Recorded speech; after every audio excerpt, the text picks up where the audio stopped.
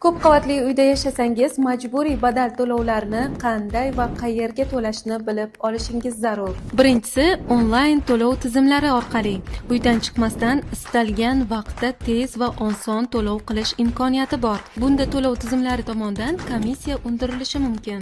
Ikkinchisi, bank kassalari orqali to'lovni oson amalga oshirish, chek olish va to'lov holatini nazorat qilish imkoniyati mavjud.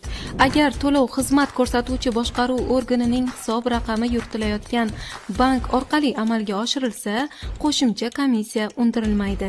Uchinchisi, sizga xizmat ko'rsatuvchi boshqaruv organlaridagi Mening uyim billing tizimiga integratsiya qilingan post terminallari orqali naqd yoki karta orqali boshqaruv binosining o'zida to'lov qilishingiz mumkin.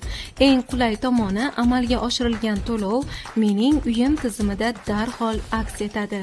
Muhimi, boshqaruv organlaridagi post terminallar orqali to'lov qilinganda mulkdordan hech qanday qo'shimcha to'lovlar talab qilinmaydi. O'zingiz uchun eng qulay to'lov usulini tanlang va majburiy badal to'lovlarini o'z vaqtida amalga oshiring.